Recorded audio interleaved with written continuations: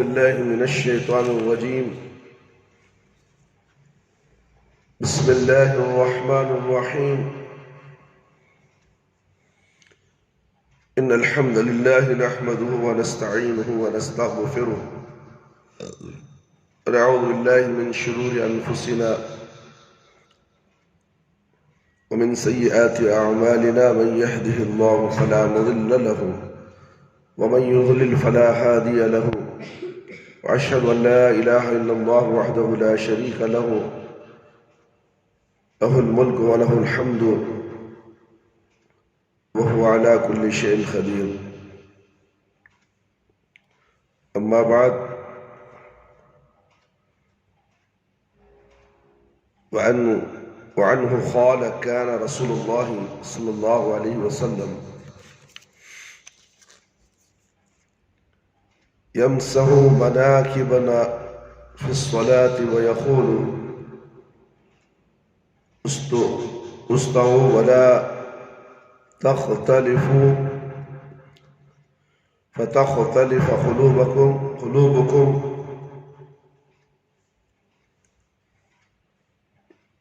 ليلني منكم أولو الأحلام والنهى ثم الذين يلونهم ثم الذين يلونهم. رواه مسلم.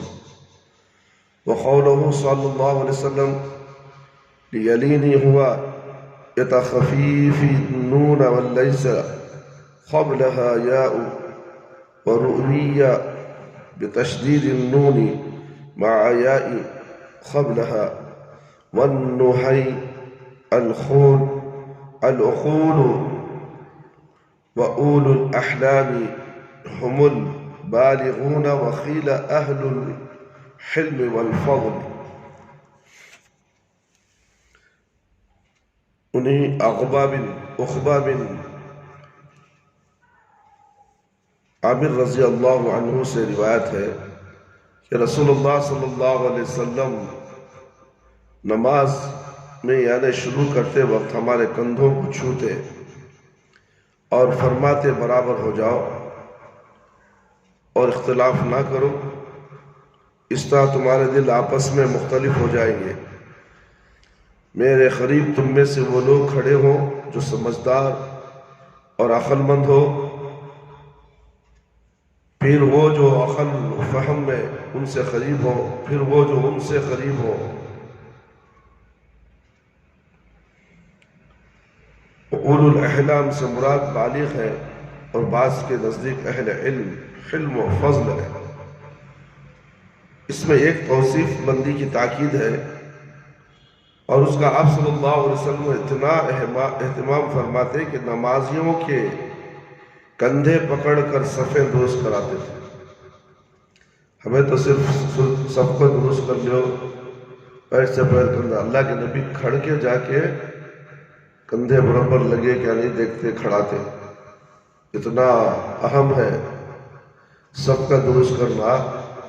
اور ایک جماعت ایسی ہے کہ ان کے اس میں صف کا درست کرنا تو دور کی بات، صف سیدھی رکھنا، ایک دوسرے سے مل کر کھڑنا نہیں ہے. ایسی مسجدیں بہت زیادہ ہیں.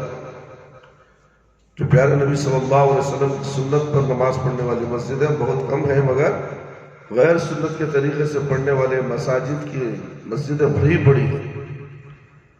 کیا یہ حدیث پر وہاں عمل ہوتا ہے؟ نہیں ہوتا. تو پھر ہمیں کیسے نماز ادا کریں؟ سوچ کر دیکھو ذرا. کندھے پکڑ کر صفیں درست کرواتے. علاوہ ازیں آپ صلی اللہ علیہ وسلم نے صف بندی سے اعراض اور گریز کو باہمی اختلاف کا ذریعہ اور باعث قرار دیا ہے. صف میں مل کر جل کر نہیں کھڑنے والا، اس کے دل میں اختلافات آ جاتے ہیں اور آپس میں لڑائی جھگڑا کرنے والے جھگڑے کا اختلافات کا ذریعہ اور باعث قرار دیا. افسوس ہے کہ پیغمبر اسلام نے تو اس مسئلے کو اتنی اہمیت دی ہے، اور آج ان کے نام لیوا مساجد میں صفیں درست کرنے پر غصے والے ہو جاتے ہیں، غصہ کرتے ہیں. کیا جو صفا سیدھا کر دے، ہمیں کھڑی سے نکلا نہیں. شیخ پا ہو جاتی ہے. شیخ کو کیا کرتی؟ تبے میں آگ میں جلاتی نہیں، ویسا جل جاتا ہے. کون؟ حنفی مسلمان. صفے درست کرو گے تو آنکھی دیکھ لے کرتا ہوں، درست نہیں کرتا انہیں. اسے نبی کریم صلی اللہ علیہ وسلم سے چڑ سے، صرف زبان سے نبی کا نام لیتے مگر عمل سے یہ لوگ نبی سے محبت نہیں کرتے. اور بعض تو مسجد ہی چھوڑ کر بھاگ جاتے. اور ان کو ایسا کرو کہ بولو سب کچھ کرتا نہیں، سیدھا چلے جاتا باہر. اتنا غصہ. اللہ اکبر، کہ میں کہاں ان لوگوں کی مسجد میں آ گیا. یہ کوئی مسجد میں آگا سمجھ مجھے صفا درست کر لو، بالکل بول رہا نہیں ہے امام ہے. میں کہاں گیا سے؟ نکلو یہاں سے. میں کہاں ان لوگوں کی مسجد میں آ گیا جہاں پیر کے ساتھ پیر ملانے کی کوشش کی جاتی ہے، جس سے واضح ہوتا ہے کہ اکثر علماء سرے سے صف بندی کا مسئلہ بیان ہی نہیں کرتے. اکثر مساجد میں صف میں کھڑے ہونا، پیر سے پیر ملانا، کندھے سے کندھا ملانا، سینہ وغیرہ سب برابر ہونا، یہ تمام چیزیں بیان نہیں کرتے.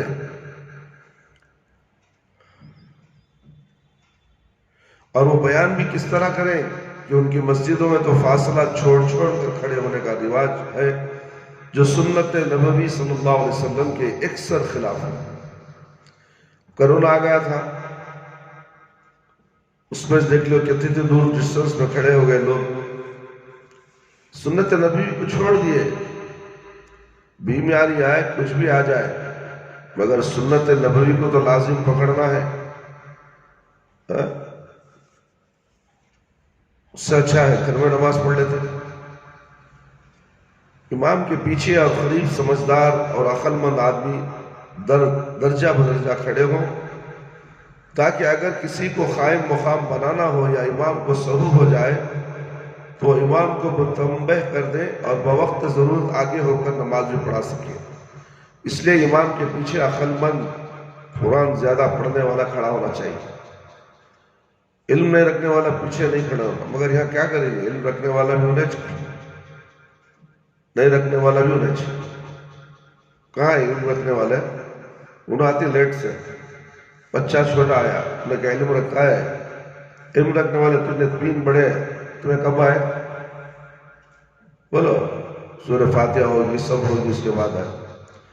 اگر امام کو اگر ہوا خارج ہو گئی، انہیں نماز کسے کھڑے گا؟ تو اسی صورت میں اسی لیے کہا جاتا ہے کہ عقل مند آدمی پیچھے کھڑے ہو جائے، پڑھا لکھا آدمی، قرآن جاننے والا پیچھے کھڑا ہونا چاہیے، تاکہ اسے اشارہ دے کر یہ امام صاحب وضو کرنے کے لیے چلے جائیں. اور اسی لیے کہا جاتا ہے، مگر اکثر ایسا نہیں ہوتا.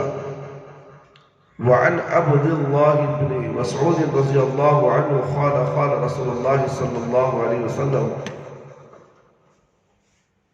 ليلني منكم أولو الأحلام والنهى ثم الذين يلونهم ثلاثا وإياكم وهيشات الأسواق. رواه مسلم. عبداللہ بن مسعود رضی اللہ عنہ سے روایت ہے کہ رسول اللہ صلی اللہ علیہ وسلم نے فرمایا، تم میں سے میرے قریب نماز میں وہ لوگ کھڑے ہوں جو متحمل مزاج اور عقل مند ہو. پھر وہ جو ان سے قریب ہوں. 3 مرتبہ آپ صلی اللہ علیہ وسلم نے فرمایا. پھر فرمایا، بازاروں کے شور و غل اور لڑائی جھگڑوں سے بچو. بازار میں شور و غل ہوتا ہے، وہاں جا شور و غل کی جگہ جانے سے بچو، اور بازار میں لڑائی جھگڑا کرنے سے بچو. کتاب مسلم کتاب.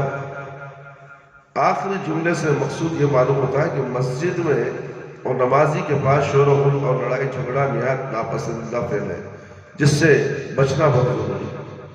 مسجد کے اندر تم آپس میں کتنا لڑتے ہو، جھگڑتے ہو، 2 سیکنڈ چھوڑے بس ناچنا شروع کر دیتے ہو، مسجد کی توہین کرتے ہو. کئی مرتبہ تمہیں بول دیا، زور سے آواز نہیں کر سکتے، زور سے چل نہیں سکتے، دبے پاؤں آہستہ آہستہ مسجد میں چلنا پھرنا ہے، اور ایک ادھر بھاگتا ہے، ادھر بھاگتا ہے، ادھر ناچتا ہے، ادھر جاتا ہے، اسے ماریا اسے ڈھک لیا، نہ جانے کیا کیا حرکتیں تمہاری مسجدوں کے اندر ہوتی. یعنی کہ مسجد نہیں ہے، یہ شادی محل ہے یا کوئی پارک ہے. اس طرح سے تم مسجد کے اندر مسجد کی توہین تم خود کرتے ہو، تو پھر تمہیں نماز کا شوق کیسے پیدا ہوا، قرآن اور حدیث کا علم تم کیسے حاصل کرو گے؟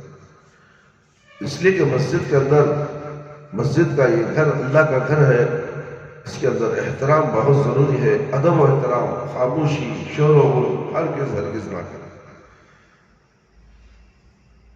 ابو یحییٰ اور بعض کے نزدیک ابو محمد سہل بن ابی حثمہ رضی اللہ عنہ انصاری رضی اللہ عنہ روایت کرتے ہیں کہ عبداللہ بن سہل رضی اللہ عنہ محیصہ بن مسعود رضی اللہ عنہ خیبر کی طرف گئے جہاں یہود آباد تھے، اور ان دونوں ان کی مسلمانوں سے صلح تھی. وہاں پہنچ کر اپنی اپنی ضرورت کے مطابق دونوں ایک دوسرے سے الگ ہو گئے. پھر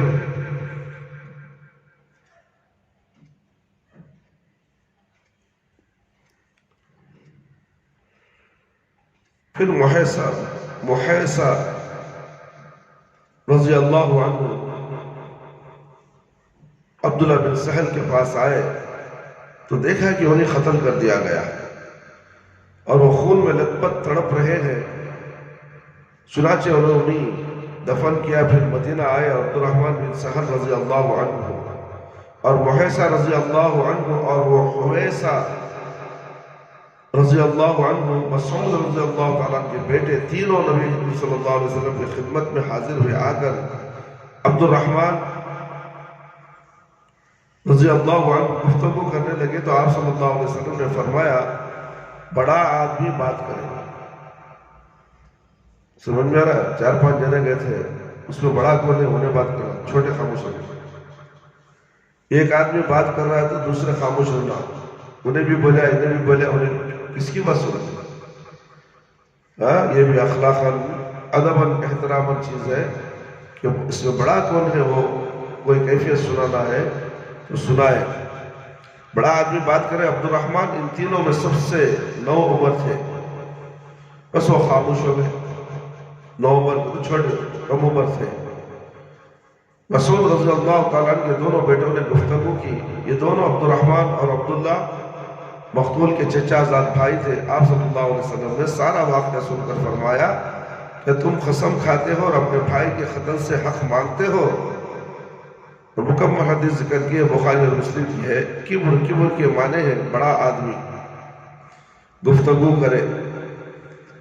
مصنف امام نووی رحمہ اللہ یہاں حدیث کا صرف وہ حصہ نقل کیا ہے جو باب سے متعلق تھا، یعنی مجلس میں گفتگو کا، بات چیت کرنے کا اولین حق بڑے آدمی کا ہے. لیکن یہ اسی صورت میں ہے جب فضل و شرف و عقل و فہم میں سب مساوی ہو، ورنہ شرف و فضل میں ممتاز آدمی گفتگو کا اہل ہوگا. دوسرا اس میں خصامت کا بیان ہے. خصامت کا طریقہ اسلام سے قبل جاہلیت میں رائج تھا، اسلام نے بھی اسے برقرار رکھا ہے. اس کا مطلب یہ ہے کہ کسی علاقے میں کوئی شخص قتل کیا ہوا پایا جائے لیکن قاتل معلوم نہ ہو تو اس صورت میں مقتول کے ورثہ میں سے 50 آدمی یا چند آدمی 50 قسمیں کھا کر یہ کہہ دیں کہ اسی علاقے کے کسی آدمی نے اسے قتل کیا ہے، تو اہل علاقے کو اس کی دید ادا کرنی پڑے گی. اگر وہ مدعی علیہم قسمیں کھا کر یہ کہہ دے کہ ہمارے علاقے کے کسی آدمی نے قتل نہیں کیا ہے تو وہ بھی دید کی ادائیگی سے بچ جائیں گے. اور صورت میں اولیاء مقتول کو دید کی ادائیگی بیت المال سے کی جائے گی. چنانچہ اس واقعہ حدیث میں بھی یہی ہوا کہ نبی کریم صلی اللہ علیہ وسلم نے مقتول کے بھائیوں سے قسم کھانے کے لیے کہا تو انہوں نے یقینی علم نہ ہونے کی وجہ سے قسمیں کھانے سے انکار کر دیا. قسم معمولی چیز نہیں ہے. لوگ کورٹ میں کھڑ کر قرآن پڑھ کر قسم کھا لیتے ہیں. قتل ہوا ہے، کون کرے معلوم نہیں، یا معلوم تھا جھگڑا کون کرے، کورٹ میں جھوٹی قسم. دیکھو کیسا ہے. صحابہ اکرام ڈر گئے، نہیں بھی اتنا معلوم نہیں ہمیں کیسا قسم کھائی ہے. جملہ اس کا علم ہی نہیں ہے، ہمیں قسم نہیں کھاتے، ختم۔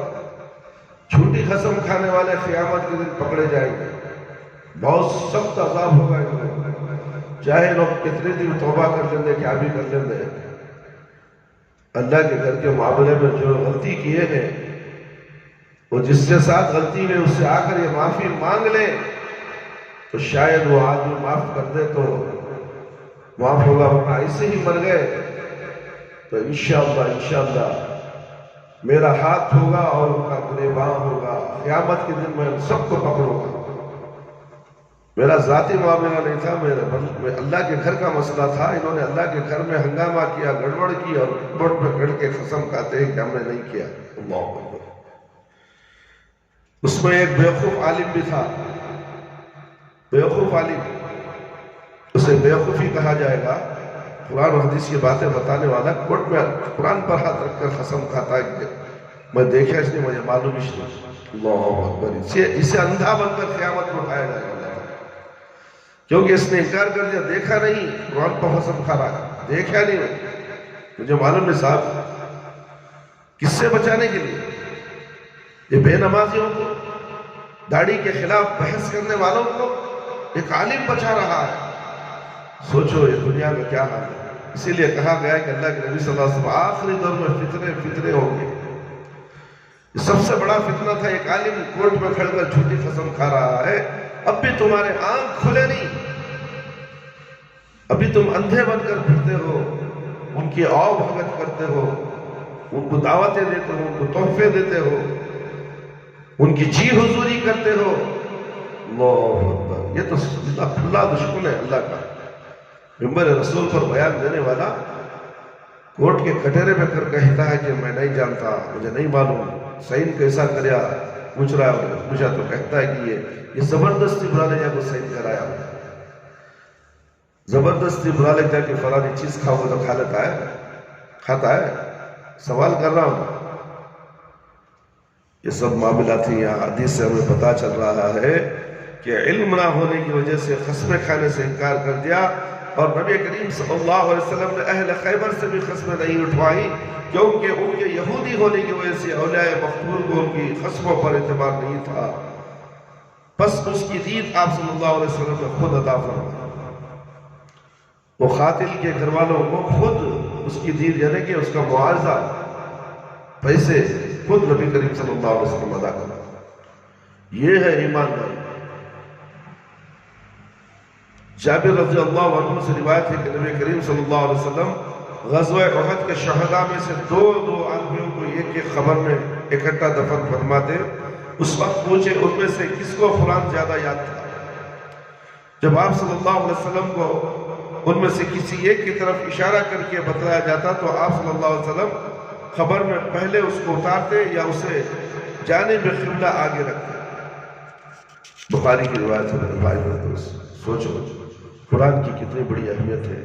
یہ ہے یا دو جن حافظہ، چور حافظہ، قرآن کی اہمیت اس نہیں ان کے پاس، قرآن کو ایک کاڑا کی طرح سمجھیے۔ اللہ اکبر اللہ اکبر۔ دیکھو کون حافظ قرآن زیادہ یاد کرے آئے، پوچھے اللہ کے نبی مرنے کے ٹائم اس میں قرآن کون اچھا پڑھتا ہے، کون اچھا قرآن پڑھا ہے؟ قرآن خبر میں مر گیا ہے، قرآن میں تک قرآن اتنی اہمیت ہے کہ مرنے کے ٹائم کوئی پوچھا جا رہا ہے اس میں قرآن کون اچھا، پہلے اس کا خبر کرو۔ دو میت آئیں، پہلے اس کا چہرہ قبلے کی طرف رکھو، اس کے بعد دوسرے کو اتارا جائے گا۔ تو اتنی بڑی اہمیت مرنے کے بعد بھی ہے، قبر میں بھی قرآن پڑھنے والے کو ہے، اور قرآن تو گواہی دینے والا ہے میرے بھائی۔ یہ مجھے پڑھتا تھا، مرتے دم تک پڑھتا تھا، اسے عذاب نہ پکڑے قبر میں، قرآن سہارے کھڑ جائے گا آگے تمہارے۔ اور حافظ قرآن کو تو اپنے ماں باپ کو بھی عذاب سے بچانے کے لیے قرآن سفارش کرے گا، وہ اولاد بھی سفارش کرے گی، یہ میرے ماں باپ ہیں، اللہ ان کو بخش دے، ان کو جنت میں بھیج دے، جس کی وجہ سے ان کے درجات بلند کر دیے جائیں گے، ان کے سر پر تاج پہنایا جائے گا۔ کیا تمہارے ماں باپ کے سر پر تاج پہنانے کی تمہیں آرزو نہیں؟ ان کا کھاتے ہو، ان کا پہنتے ہو، اور ان کے ساتھ نافرمانی کرتے ہو، کیسے؟ نکمی اولاد ہے آج کی ہے. استاد قانون لگاتا ہے، قانون کی پرواہ نہیں، قانون کے دھجیاں اڑاتا ہے. اب نہیں معلوم ہوگا جیسے جیسے عمر بڑھ جائے گی یہ جو غلطیاں آپ کر رہے ہیں اس کا پچھتاوا ہوگا. جب وہ پچھتاوا اس وقت قرآن کو پڑھنا چاہو گے تو نہیں پڑھ سکتے. دنیا کی اتنی مصروفیتیں تمہارے پاس آ جائیں گے تمہیں ایک لفظ پڑھنے کا موقع نہیں. تم یاد کرے سے بھول جاؤ گے. قرآن تمہارے سینے سے نکل جائے گا. قرآن کی اہمیت کیا ہے؟ مرتے دم تک قرآن جیسا یاد کیا پورا کا پورا قرآن ویسے ہی حافظہ بن کر تمہارے سینے میں دفن رکھنا چاہیے. تم تو آج ادھر پڑھتے ہو پیچھا صفحہ اٹھاؤ بھول جاؤ. یہ حافظ کیا ہے؟ یہ مذاق اڑا رہا ہے قرآن کا. قرآن کی توہین کرنے والا یہ مسلمان، یہودی نصارہ مشرکین نہیں، یہ مسلمان خود قرآن کی توہین کرتا ہے. تو پھر کیسے اللہ رب العالمین ان لوگوں کو توفیق عطا فرمائے، کیسے رحمت نازل فرمائے. تو اس لیے میرے بھائی میرے دوست اللہ رب العالمین سے ہمیں ڈرنا چاہیے. بخاری کی روایت تھی لحد وہ خبر ہوتی ہے جو وسط خبر سے ایک جانب بنائی جائے، اور جو خبر سیدھی ہوتی ہے جیسا کہ عام خبریں ہوتی ہیں اسے شق کہا جاتا ہے. اس میں حافظ قرآن کی ترجیح اور فضیلت کا مسئلہ بیان کیا گیا ہے. اسی طرح اہل علم، اہل زہد و تقوی اور دیگر اہل شرف و فضل کو مقدم رکھا جائے. ابن عمر رضی اللہ عنہ سے روایت ہے کہ رسول اللہ صلی اللہ علیہ وسلم نے فرمایا میں نے اپنے آپ صلی اللہ علیہ وسلم کو خواب میں دیکھا کہ میں مسواک کر رہا ہوں، بس میرے پاس وہ آدمی آئے، ان میں سے ایک دوسرے سے بڑا تھا. میں نے مسواک چھوٹے کو دے دی تو مجھے کہا گیا بڑے کو دے، تو میں نے وہ ان میں سے بڑے کو دے دی. اسے مسلم نے مسند اور بخاری نے متعلق روانہ کیا ہے. مسند حدیث وہ ہوتی ہے جس میں سلسلہ سند کے تمام روایات مذکور ہوں، اور معلق وہ ہے جس میں سند کے اولین ایک دو راوی یا اس سے زیادہ سارے ہی راوی حذف کر دیے گئے ہوں. گویا بخاری میں اسے بغیر سند کے تعلیقاً ذکر کیا گیا ہے. اس سے ایک مسئلہ تو یہ معلوم ہوا کہ اجازت کے ساتھ ایک شخص کی مسواک دوسرا شخص کر سکتا ہے. دوسرا وہی کہ وہ ہر معاملے میں پہلے بڑے کو ترجیح دی جائے، الا یہ کہ کسی چھوٹے میں کوئی وجہ فضیلت اور امتیاز موجود ہو. اللہ رب العالمین سے دعا ہے کہ اللہ تعالیٰ مجھے اور آپ تمام کو ان تمام قرآن و حدیث کی باتیں سن کر اس کو زیادہ سے زیادہ ہم سب کو عمل کرنے کی توفیق عطا فرمائے. اللہ تعالیٰ میرے اور آپ کے صغیرہ کبیرہ گناہوں کی مغفرت فرما دے. اے اللہ ہم سب کو پنج وقت نمازی بنا دے، وقت پر نماز پڑھنے والا بنا دے. ہماری نمازوں میں خشوع اور خضوع عطا فرما، ہماری جائز دعاؤں کو قبول فرما لے. اے اللہ شرک سے بچا لے، بدعت سے بچا لے. اے اللہ ہم سب کو صراط مستقیم پر چلا دے. اے اللہ ہمیں سے جو لوگ پریشان حال ہیں ان کی پریشانیوں کو دور فرما. ہمیں سے جو لوگ بیمار ہیں اللہ ان کو شفا کل شفا عاجلہ عطا فرما. اے اللہ ہمیں سے جو لوگ انتقال کر چکے ہیں اے اللہ اگر وہ قابل رحم ہے تو اے اللہ ان کی مغفرت فرما دے. اے اللہ کروٹ کروٹ جنت نصیب عطا فرما. اے اللہ حاضرین مجلس میں بھی جتنے لوگ ہیں اللہ ان تمام کی بھی مغفرت فرما دے. اے اللہ ان کو بھی جنت الفردوس میں اعلیٰ سے اعلیٰ مقام میں جگہ عطا فرما. اے اللہ شرک سے بچا لے، بدعت سے بچا لے. اللہ ہم سب کو صراط مستقیم پر چلا دے. اے اللہ قبر کے عذاب سے بچا لے، جہنم کی آگ سے بچا لے. قبر کے سوالات بالکل آسان فرما دے. قبر کی تاریکی کو روشن بدل دے. میدان حشر میں رسوائی سے بچا لے. اے اللہ ہمیں موت دے تو ایمان کی حالت میں موت دے. جب ہماری روح ہمارے جسم سے نکلے تو اے اللہ ہماری زبان پر کلمہ لا الہ الا اللہ محمد رسول اللہ جاری رہے. ربنا آتنا فی الدنیا حسنة وفی الآخرة حسنة وقنا عذاب النار. ربنا ظلمنا أنفسنا وإن لم تغفر لنا وترحمنا لنكونن من الخاسرين. ربنا هب لنا من أزواجنا وذرياتنا وقرة أعين واجعلنا للمتقين إماما. ربنا لا تزغ قلوبنا بعد إذ هديتنا وهب لنا من لدنك رحمة إنك أنت الوهاب. ربنا تقبل منا إنك أنت السميع العليم وتب علينا إنك أنت التواب الرحيم. سبحان ربك رب العزة عما يصفون وسلام على المرسلين والحمد لله رب العالمين. يا حي يا قيوم برحمتك أستغيث.